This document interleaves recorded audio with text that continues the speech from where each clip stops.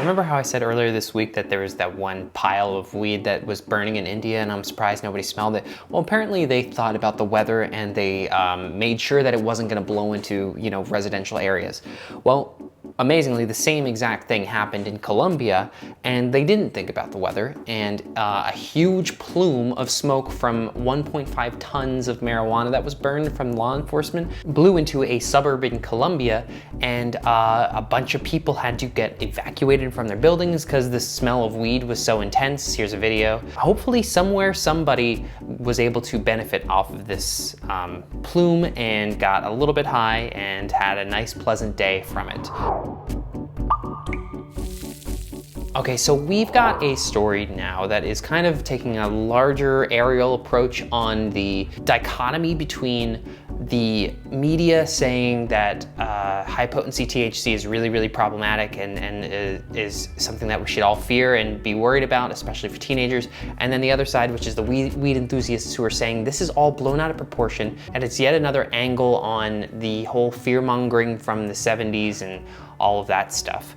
So on one side we have New York Times, who on June 23rd published an article that was talking about teenage use of marijuana that's high potency just skyrocketing, and because of that a bunch of things going wrong, like psychosis and CSH, which is a disease where if you smoke a lot of high potency marijuana, you just uncontrollably vomit, which sounds horrible. Just saying that because of the legal amount of marijuana out there, a lot of teenagers are able to get their hands on it and are damaging their futures because of it. Then we have Ganjapreneur, who made a rebuttal of this whole thing, saying, A, the fact that we're focusing on teenagers is in and of itself unfair, because this is not a marijuana problem here. This is an enforcement problem, because nobody is on the side of saying that teenagers should be smoking marijuana. Legal laws are saying that it's 21 up. So maybe enforcing those laws is the actual discussion here, as opposed to saying that teenagers are just getting their hands on it because it's legal. That's a different thing. Like, we don't say that about alcohol, so why are we saying that about marijuana?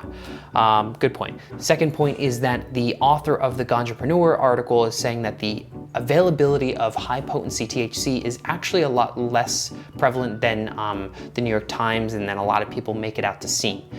He himself, this is anecdotally, so we actually don't really have many studies showing this, so I don't really know where I stand on this, but he himself has said that he has a hard time finding it anywhere, and it's not something that is easy to find. However, I feel like I can find something pretty easily high potency when I go to a dispensary. So I don't know how much I believe his point there on the second point.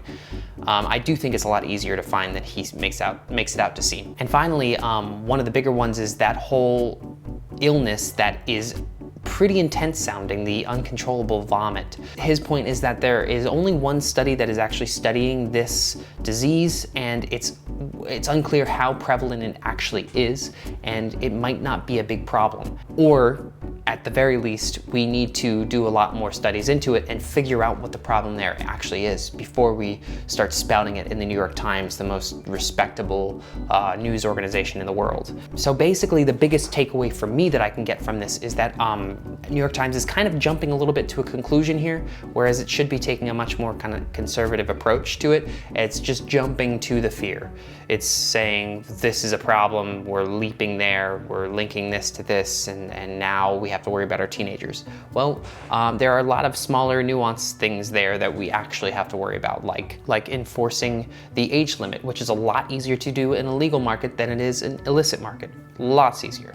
Or also just do way more research, do a million times more research than we're doing right now. I think everyone agrees on that, but it's easy to say and a lot harder to do. And there are some rumors out there that are showing that maybe, potentially, who knows, we think that this might happen, we think it might not happen. The CAOA bill, the Schumer bill to legalize marijuana on a federal level, may be being introduced next week. That's what he says, or that's what some sources in the Congress have told Bloomberg.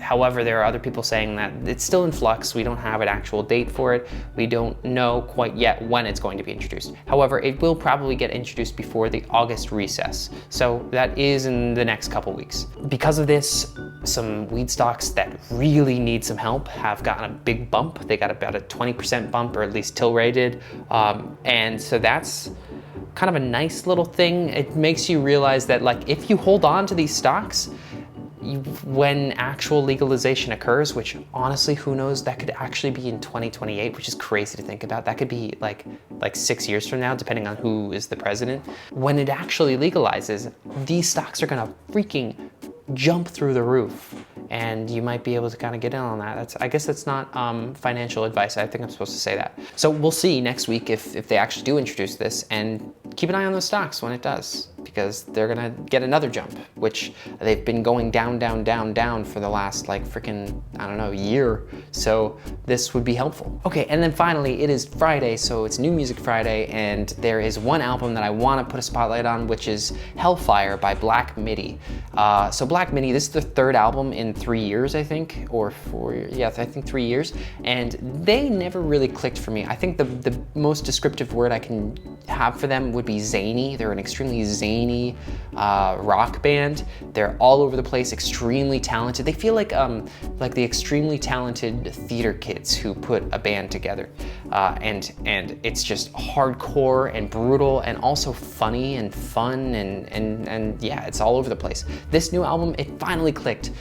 I understand what they're going for. I think it's hilarious. I think it's brutal. I think it's an adventure. It's so fun. It's very quick. It's compact. It's 10 songs and 38 minutes.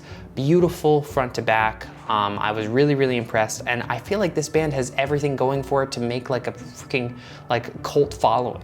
Like, if they keep on releasing albums that are this intense and fascinating, then they have a lot going for them, and I'm really excited to see where they go from here. So check that album out, Hellfire by Black Midi. It just came out today. And that's all we have for this week. I'll be back next week with yet more stories. See you then.